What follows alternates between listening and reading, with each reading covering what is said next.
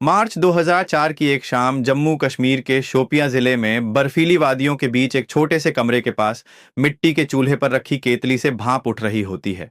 कमरे के भीतर एक अजीब सी खामोशी पसरी हुई थी और अंदर एक खाट पर कश्मीर में कहर बरपाने वाले आतंकी संगठन हिजबुल मुजाहिदीन के दो खतरनाक कमांडर अब्बू तोरारा और अब्बू सब्जार बैठे हुए थे। दोनों की पैनी निगाहें चूल्हे के पास खड़े इफ्तिखार भट्ट पर टिकी होती हैं, जो कहवा बना रहा था। इफ्तिखार भट्ट उनके संगठन में नया भर्ती हुआ था। 2 हफ्ते पहले जब वो इफ्तिखार से मिले थे तो इफ्तिखार ने उन्हें बताया था कि 3 साल पहले भारतीय सेना ने उसके भाई को मार दिया था और अब वो सेना से बदला लेना चाहता है। उसने भारतीय सेना के काफिले पर एक बड़ा हमला करने का प्लान भी तैयार कर रखा था, जिससे अगले ही दिन अंजाम दिया जाना था।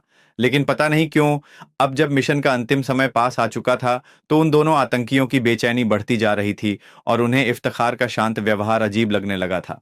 तभी इफ्तिखार भट्ट कहवा के 3 गिलास लेकर कमरे में दाखिल हो जाता है। वो दोनों को कहवा देता है और अपना गिलास उठाकर चुपचाप बैठ जाता है।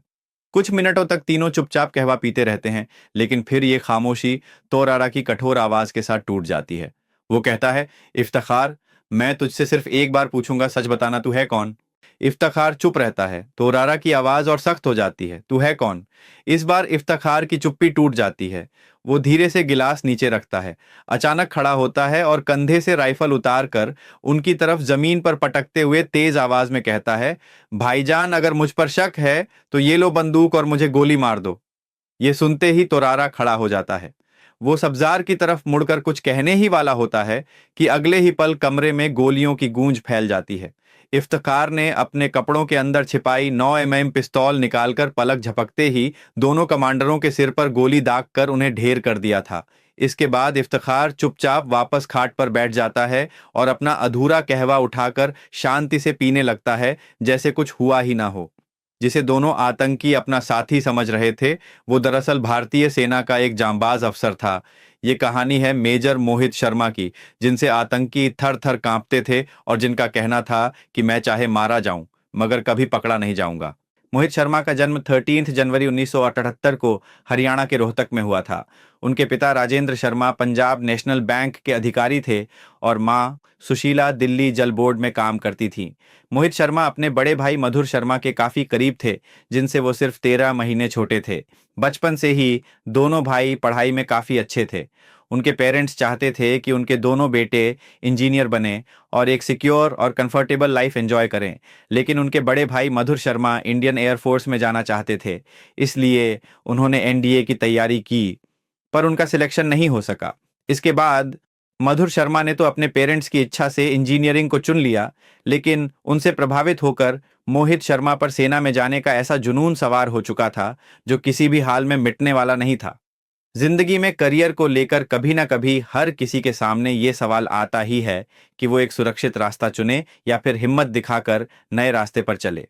घर वालों को लगा कि बड़े बेटे की तरह उन्हें भी इंजीनियरिंग करा दी जाए, इसलिए उन्होंने बिना देर किए महाराष्ट्र के श्री संत Gajanan Maharaj college of engineering में उनके एडमिशन करवा दिया।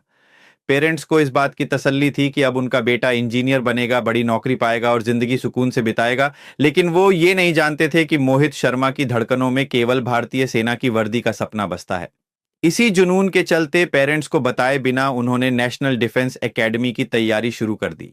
सुबह शाम जब बाकी लोग इंजीनियरिंग के असाइनमेंट्स में सिर खपाते, तब मोहित अपनी मेज पर बैठकर एनडीए के सवाल हल करते, करंट अफेयर्स पढ़ते और मेंटली एंड फिजिकली खुद को स्ट्रांग बनाते। आखिरकार उन्होंने एनडीए का एग्जाम दिया, लेकिन काफी दिन गुजर जाने के बाद भी उन्हें अपने रिजल्ट का पता नहीं लग सका।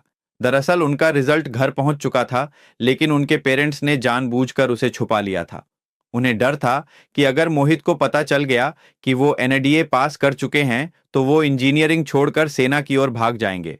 रिजल्ट ना मिलने से मोहित बेचैन हो उठे। उन्हें शक हुआ कि कहीं कुछ गड़बड़ है। उन्होंने सीधे एनडीए एग्जाम कंडक्ट कराने वाले यूपीएससी ऑफिस में फोन लगाया और अपना रोल नंबर बताते हुए पूछा कि उनका नाम मेरिट लिस्ट में है या नहीं। उधर से जो जवाब आया उसे सुनकर उनकी रगों में बिजली दौड़ गई। उनका नाम मेरिट लिस्ट में था और एसएसबी इंटरव्यू कॉल लेटर उनके घर भी भेज दिया गया था। दिन रात सेना का सपना देख रहे मोहित के लिए अब रुकना नामुमकिन था। उसी समय वो हॉस्टल के कमरे का ताला लगाते हैं, चाबी अपने दोस्त के हाथ में सौंपते हैं और एसएसबी का इंटरव्यू देने के लिए सीधे भोपाल के लिए निकल जाते हैं। इसी टाइम उनके पेरेंट्स को भी पता चल गया कि वो इंटरव्यू के लिए गए हैं। उन्होंने मोहित को समझाने की खूब कोशिश की, लेकिन मोहित ने साफ कह दिया कि या तो इंडियन आर्मी या कुछ नहीं। बेटे की जिद के आगे वो कुछ नहीं कर सके और उन्होंने भी उन्हें परमिशन दे दी। एसएसबी इंटरव्यू क्लियर करने के बाद मोहित शर्मा को फिजिकल टेस्ट देना था, लेकिन प्रॉब्लम ये थी कि फिजिकल टेस्ट पास करने के लिए मोहित का वजन 6 किलो कम था। ये उनके सामने सबसे बड़ी चुनौती थी, लेकिन मोहित की जिंदगी में उनकी मां हर मुश्किल का हल थी। जो मां पहले उनके फैसले के खिलाफ थी, वही अब अपने बेटे के सपने को अपना बना चुकी थी। उन्होंने अपने हाथों से बेटे के लिए एक स्पेशल डाइट तैयार की और उन्हें प्रॉपर तरीके से दूध, केले, घी, प्रोटीन देना शुरू किया, जिसके चलते कुछ ही दिनों में मोहित का वजन 8 किलो बढ़ गया। आखिरकार उन्होंने अपनी फिजिकल एग्जामिनेशन क्लियर कर ली और वो एनडीए में सिलेक्ट होकर 3 साल की ट्रेनिंग के लिए पुणे भेज दिए जाते हैं। 1995 में पुणे के खड़कवासला कैंपस में मोहित शर्मा की कैडेट ट्रेनिंग की शुरुआत होती है, जहां एनडीए की पढ़ाई के दौरान वो इंडिया स्क्वाड्रन इंजन्स के मेंबर थे। 3 साल की इस कठोर ट्रेनिंग के दौरान मोहित ने खुद को हर फील्ड में साबित किया और अपनी पर्सनैलिटी को लोहे की तरह मजबूत बनाया। मोहित बाकी कैडेट से बिल्कुल अलग थे। वो बॉक्सिंग, स्विमिंग और हॉर्स राइडिंग में माहिर थे। वो बॉक्सिंग में फेदरवेट कैटेगरी में और हॉर्स राइडिंग में चैंपियन भी बने। मोहित का आर्टिस्टिक साइड भी उतना ही स्ट्रैंग था। वो guitar, mouth organ, synthesizer play करने में भी काफी अच्छे थे। उनकी वॉइस भी कमाल की थी और वो हेमंत कुमार के गाने गाकर अपनी लाइव परफॉर्मेंसेस से सबको मंत्रमुग्ध कर देते। ट्रेनिंग सेशन के बाद कभी कभी मोहित अपने भाई मधुर शर्मा को फोन करके अपनी कहानियां सुनाते। मधुर उनकी बातों को बड़े चाव से सुनते और उन्हें लगता कि मोहित उनकी अधूरी ख्वाहिश को पूरा कर रहे हैं। 1999 में जब मोहित देहरादून की इंडियन मिलिट्री एकेडमी में ट्रेनिंग कर रहे थे, तब उसी बीच भारत और पाकिस्तान के बीच कारगिल वॉर छिड़ गया। हर दिन टीवी पर न्यूज रिपोर्ट्स द्रास और कारगिल से आती अपडेट्स और इंडियन सोल्जर्स की बहादुरी की कहानियों ने उनके मन में देश के लिए कुछ कर गुजरने के जज्बे को और भी मजबूत कर दिया। आईएमए में उनकी एक्सीलेंस बरकरार रही और उन्हें बटालियन कैडेट एडजुटेंट बीसीए की रैंक पर अपॉइंट किया गया। वो उन चुनिंदा कैडेट्स में से थे जिन्हें राष्ट्रपति भवन में उस समय के प्रेसिडेंट के आर नारायणन से मिलने का मौका मिला। ट्रेनिंग पूरी होने के बाद 11 दिसंबर 1999 को मोहित शर्मा हैदराबाद में मद्रास रेजिमेंट की 5वीं बटालियन में लेफ्टिनेंट के पद पर कमीशन हो गए। कमीशनिंग की रात जब कामयाबी का जश्न चल रहा था, तो उनके एक साथी कैडेट ने मोहित से पूछा, तू पोस्टिंग कहां पर चाहता है? मोहित ने बिना सोचे जवाब दिया, वही जहां आतंकियों को ठिकाने लगा सकूं और जहां रियल फाइटिंग हो। उनके इस जज्बे को देखकर दोस्त ने कहा, तो फिर तू स्पेशल फोर्सेस में जा, वही असली धार है। मोहित ने गिलास टकराते हुए कहा, बस वही प्लान है। शुरुआत से ही मोहित शर्मा का सपना पैरा एसएफ में शामिल होने का था। इंडियन आर्मी की पैरा एसएफ एक ऐसी एलीट फोर्स है जो काउंटर इंसर्जेंसी, काउंटर टेररिज्म और हॉस्टेज रेस्क्यू जैसे सबसे डेंजरस रोल्स निभाती है। ये पोजीशन जितनी हार्ड है, इसका सिलेक्शन क्राइटेरिया उतना ही टफ है और मोहित खुद को इसी के लिए तैयार कर रहे थे। मद्रास रेजिमेंट में कुछ टाइम सर्विस देने के बाद साल 2000 में लेफ्टिनेंट मोहित शर्मा को जम्मू कश्मीर के पुंछ राजौरी सेक्टर में तैनात कर दिया जाता है। उनकी तैनाती 88 राष्ट्रीय राइफल्स के साथ हुई, जो भारतीय सेना की एक खास काउंटर इंसर्जेंसी फोर्स है। यहीं पर मोहित को पहली बार पैरा एसएफ ऑफिसर्स और कमांडो के साथ काम करने का मौका मिला, जिससे उनका जुनून और बढ़ गया। वो हर दिन कुछ नया सीखते और खुद को और मजबूत बनाते। काउंटर इंसर्जेंसी ऑपरेशंस में उन्होंने इतनी ब्रेवरी से काम किया कि 2002 में उनकी वीरता के लिए उन्हें chief of army staff commendation medal से सम्मानित किया गया। अगले साल उनका वो सपना भी पूरा हो गया जो उन्होंने शुरू से देखा था। जून 2003 में उन्होंने पैरा फोर्सेस के चैलेंजिंग सिलेक्शन क्राइटेरिया को पार कर लिया और वो वन पैरा स्पेशल फोर्सेस का हिस्सा बन गए। इतना ही नहीं, उनके बढ़िया काम को देखते हुए दिसंबर 2003 में उनको कैप्टन के पद पर प्रमोट कर दिया गया। इसी समय कश्मीर घाटी में आतंकवाद भयानक रूप ले रहा था। हिजबुल मुजाहिदीन जैसे आतंकी संगठन लोकल युवाओं को बहला फुसलाकर और धार्मिक कट्टरता का सहारा लेकर अपनी ओर खींच रहे थे। ये एक तरह का अंदरूनी जहर था जो समाज की जड़ों को खोखला कर रहा था। इसके पीछे हिजबुल मुजाहिदीन के 2 कमांडर्स अब्बू सब्जार और अब्बू तोरारा जैसे खूंखार आतंकी थे, जो न सिर्फ कश्मीरी युवाओं को ब्रेन वॉश कर भर्ती करते थे, बल्कि दक्षिण कश्मीर के दूर दराज के इलाकों में दहशत फैला रहे थे। ये आतंकी घने जंगलों और पहाड़ी गुफाओं में छुपकर रहते, जहां से वो भारत और भारतीय सेना के खिलाफ लगातार साजिशें करते। वो अंडरग्राउंड होकर काम करते, जिससे भारतीय सेना के लिए उन तक पहुंचना और एक्यूरेट इंटेलिजेंस जुटाना बेहद मुश्किल हो गया था। ये लड़ाई अब एक दिमागी खेल बन चुकी थी, जहां दुश्मन आम नागरिकों की भीड़ में अपनी पहचान छुपाकर बैठा था। आतंकी जानते थे कि सेना के लिए लोकल कश्मीरीज के बीच से उन्हें निकालना कितना मुश्किल होगा।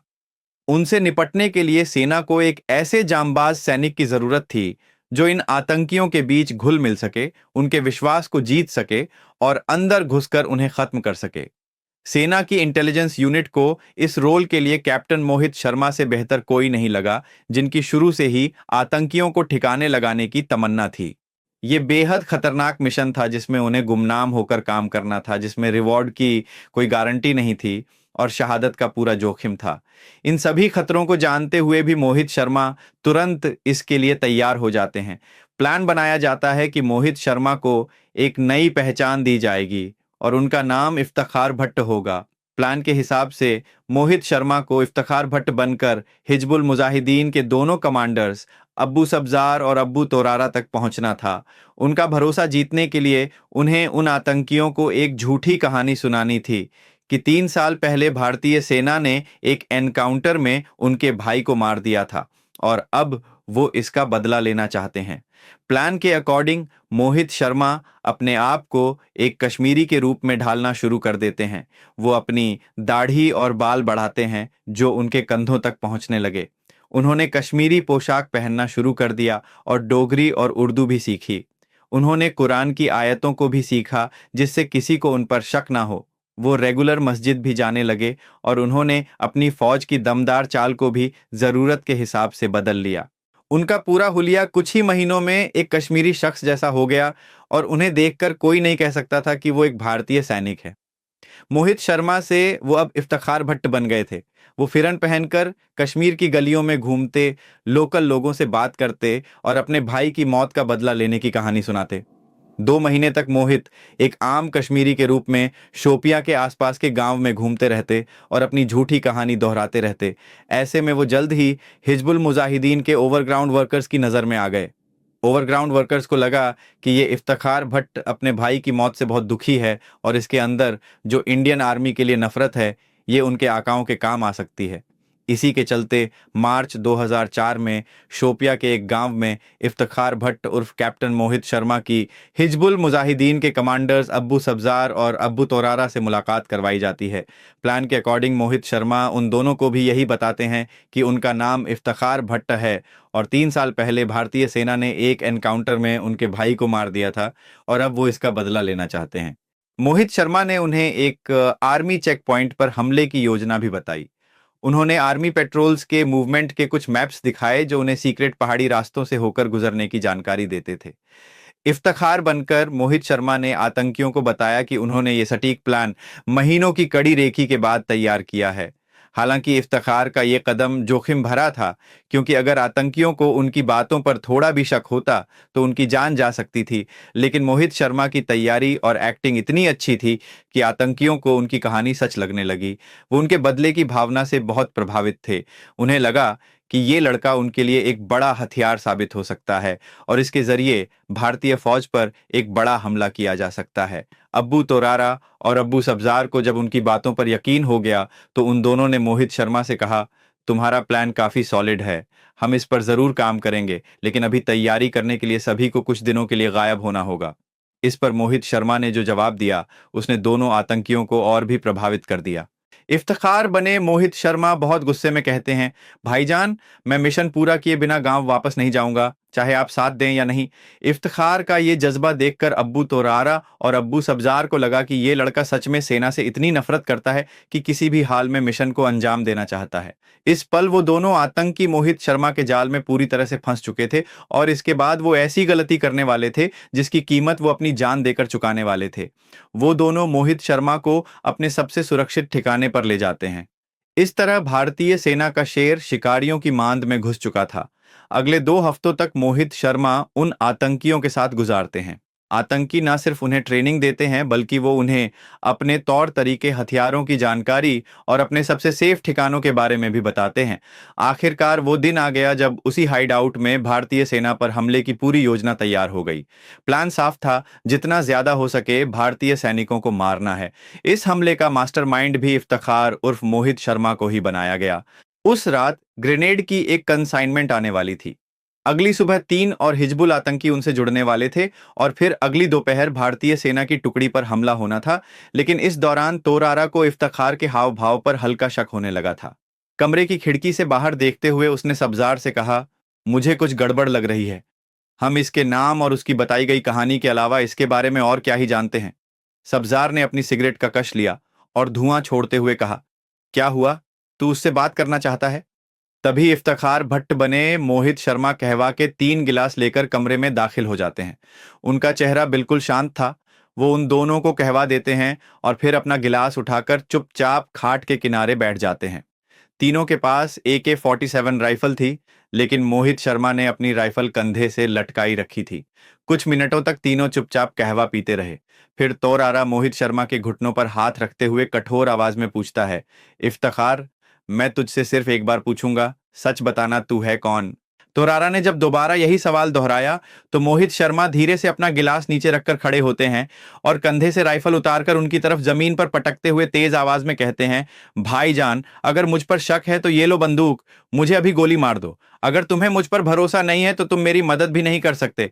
तुम्हारे पास सिर्फ एक ही रास्ता बचता है और वो है मुझे मारना। ये सुनते ही अब्बू तोरारा खड़ा हो जाता है। जैसे ही उसने अब्बू सब्जार की ओर मुड़कर कुछ पूछना चाहा, उसी पल मोहित शर्मा अपने कपड़ों के अंदर से 9 mm की पिस्तौल निकालते हैं और दोनों आतंकियों के सिर में गोली मार देते हैं। धुआं और बारूद की गंध हवा में भर जाती है और दोनों आतंकवादी वहीं ढेर हो जाते हैं। उन्हें मारने के बाद मोहित शर्मा वहीं खाट पर बैठ गए और बचे हुए कहवा को शांति से ऐसे पीने लगे जैसे वहां कुछ हुआ ही ना हो। जिस मिशन के लिए उन्होंने इतनी मेहनत की थी वो अब कामयाब हो चुका था। उन्होंने न सिर्फ आतंकी संगठन हिजबुल मुजाहिदीन के 2 सबसे बड़े कमांडर्स को मौत के घाट उतार दिया था, बल्कि उनकी काफी क्रूशियल इंफॉर्मेशन भी सेना को दी, जिसके चलते हिजबुल मुजाहिदीन की कमर टूट गई। अगली सुबह इफ्तिखार भट्ट फिर से कैप्टन मोहित शर्मा बन चुके थे और जब वो अपने बेस कैंप में वापस लौटे तो उनके चेहरे पर एक लंबी और खतरनाक रात के मिशन की थकान साफ दिख रही थी, लेकिन उनकी आंखों में वो चमक भी थी जो हर पैरा कमांडो की पहचान होती है। उनके साथी अफसर जो उनकी बहादुरी और जांबाजी से वाकिफ थे, उन्होंने उनके दाढ़ी बड़े लुक्स को देखते ही मजाक में कहा, मोहित, तेरी शक्ल देखकर तो अगली बार हमारी ही आर्मी तुझे पकड़ लेगी। इस मजाक को सुनकर मोहित शर्मा की आंखों में एक गहरी मुस्कान आ गई। उन्होंने बिना एक पल भी सोचे अपने साथी की तरफ देखा और बोले, शायद मैं मारा जाऊं पर कभी पकड़ा नहीं जाऊंगा। 2004 में इसी बहादुरी के लिए मोहित शर्मा को प्रेस्टिजियस सेना मेडल दिया गया। इस ऑपरेशन के 2 महीने बाद मोहित शर्मा आखिरकार अपनी पहली छुट्टी लेते हैं। उन्हें अपने परिवार से मिलने गाजियाबाद आना था। रेलवे स्टेशन पर उनके भाई मधुर शर्मा और उनके पेरेंट्स उन्हें रिसीव करने के लिए बेसब्री से इंतजार कर रहे थे। मधुर को उम्मीद थी कि वो अपने फौजी भाई को वर्दी में देखेंगे, लेकिन जब ट्रेन आई तो हर जगह ढूंढने के बाद भी उन्हें मोहित कहीं नजर नहीं आए। पूरा प्लेटफॉर्म छान मारने के बाद भी जब उन्हें मोहित नहीं दिखे तो उन्होंने गुस्सा करते हुए कहा, ये मोहित भी ना बड़ा अजीब है, हमको कब से खड़ा कर रखा है और आया भी नहीं है। ये सुनकर उनके बगल में खड़ा एक लंबा चौड़ा दाढ़ी वाला शख्स हंसने लगा। पहले तो मधुर शर्मा ने उसे देखकर इग्नोर कर दिया, लेकिन फिर जब उन्होंने गौर से देखा तो उनकी भी हंसी छूट पड़ी। वो शख्स कोई और नहीं बल्कि मोहित शर्मा ही थे, जिनके इफ्तिखार भट्ट वाले लुक में उन्हें उनके भाई और माँ बाप भी नहीं पहचान पाए थे। नवंबर 2004 में मोहित शर्मा की मेजर आरशिमा शर्मा से शादी हो जाती है। उनके पेरेंट्स काफी खुश थे और उन्हें लगा कि अब मोहित थोड़ा शांत हो जाएंगे, लेकिन उन्हें क्या पता था कि उनके बेटे के इरादे दूर तक जाने वाले थे। वो एक सैनिक थे और एक सैनिक की आत्मा हमेशा युद्ध के मैदान में ही रहती है। दिसंबर 2005 में मोहित शर्मा की टॉप क्लास सर्विस को देखते हुए उन्हें मेजर के पद पर प्रमोट कर दिया जाता है। समय गुजरता रहा और फिर अक्टूबर 2008 में मेजर मोहित शर्मा को एक बार फिर बढ़ती आतंकी गतिविधियों के चलते कश्मीर घाटी में वापस बुला लिया जाता है। उनकी स्पेशल फोर्सेस की टीम को अगले 5 महीनों तक बर्फीले और सुनसान पहाड़ों में आतंकियों की तलाश में लगाया जाता है। ये एक थका देने वाला, जोखिम भरा और मेंटली ड्रेन करने वाला काम था, लेकिन मेजर मोहित शर्मा और उनकी टीम अपनी ड्यूटीज के लिए पूरी तरह से समर्पित थे। 20 मार्च 2009 की शाम जब मेजर मोहित शर्मा अपनी टीम के साथ कुपवाड़ा में अपने बेस पर थे, तब उन्हें सेक्टर कमांडर का अर्जेंट कॉल आता है। उन्हें इंटेलिजेंस इनपुट मिलता है कि एलओसी पार करके कुछ ट्रेन टेररिस्ट हाफूड़ा के घने जंगलों में घुस आए हैं। ये खबर सुनते ही मेजर मोहित शर्मा की आंखों में वही आग चमक उठती है।